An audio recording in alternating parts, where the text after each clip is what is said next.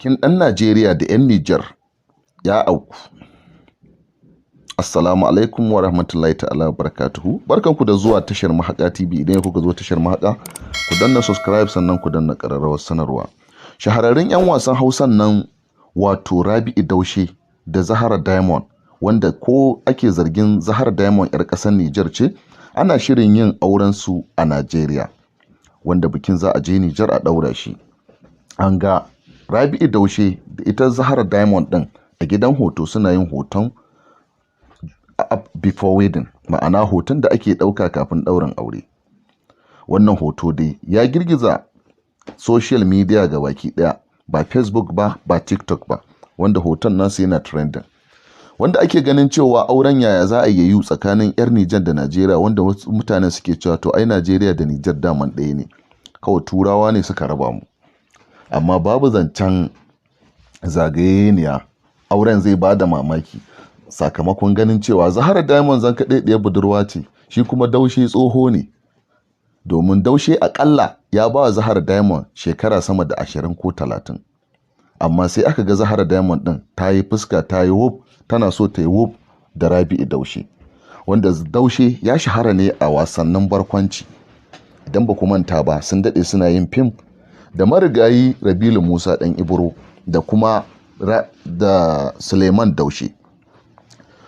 Daushe dai shahararren ɗan wasan comedy ne, wanda Zahara Diamond shahararriyar 'yar sentimental ce, wanda tana yin manyan fina-finai kuma tana yin rawa, wanda ake ganin cewa samari ma ba lalle ne wani ya je ya aure ta ba sai aka ganta tare da Daushe.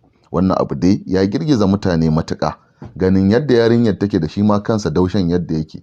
Sai aka ga Daushen ya yi wanka, wanda ya dawo kamar ba ma ɗan comedy ba. Wannan aure dai ana sa ran za a tsaye da rana, wanda ɗaurin auren zai kasance a ƙasar Nijar. Za a ebi zuga daga Najeriya a je ƙasar Nijar domin ɗaurin auren Zahara Diamond da tare da angon nata Rabi'u Daushe. Daushe dai kowa ya san Daushe shahararren ɗan comedy ne, kuma yana ƙayatar da jama'a da 'yan kallo, wanda mutane suke kallon cewa koyaushe kamar abu gidaje yake, amma ashe Daushen normal yake, babu gidaje bane, wayayye ne shi ma. Daushe dai shine nan na farko a cikin 'yan comedy wanda zai auri zan kaɗai ɗaya yarinya daga cikin sentimental. Rabi'u Daushe ya ba da mamaki matuƙa wajen ƙwacewa samari wannan yarinya wacce take yawan hawa TikTok da Instagram, ana yawan ganin bidiyoyinta in short, wanda idan ba ku manta ba, Zahara Diamond ta yi manyan fina-finai a wannan masana'anta ta Kannywood, wanda ba a taɓa tunanin ma ko suna soyayya da Rabi'u Daushe ba, amma kwatsam sai aka ga hotunansu suna yawo a social media, musamman a Facebook da Instagram.